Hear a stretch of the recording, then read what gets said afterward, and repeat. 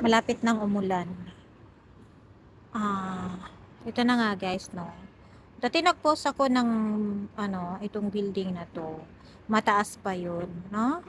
Pero mga ilang weeks lang at ito malapit na siyang matapos at maano na yung mawala na yung building. So bali na lang 'yan.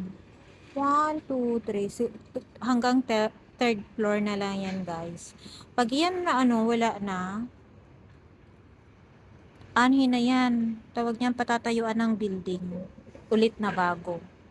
Ganito yan dito guys, no? Sa sa dito sa Singapore.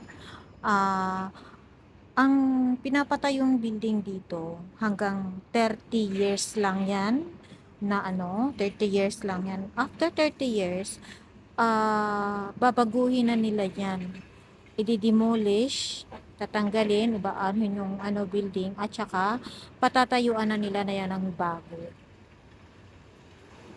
Tapos patatayuan nila yan ng bago, guys. See, paano nila paano nila yung sirain yung building. Ganyan yan, guys, no? Alam mo, laging maingay yan dito sa amin dahil dyan. Ang pinagtataka ko lang, no, kasi dati, nung unang kuha ko ng video dito, nasa taas sila ng building. So, di ko alam kung paano ba nila ginagawa yun na napunta yung truck o backhoe doon sa taas. Ngayon nasa baba na. So, same pa rin yung ginagamit nila. Napaka talaga dito, no? Napakagaling. So, ganito yan dito, guys. Pag natapos yan, magpapatayo na yan sila ng bagong building.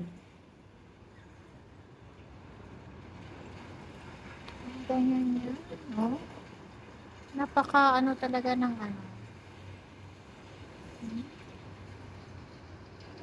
Kaya laging maingay dito sa amin at maraming alikabok dahil dyan.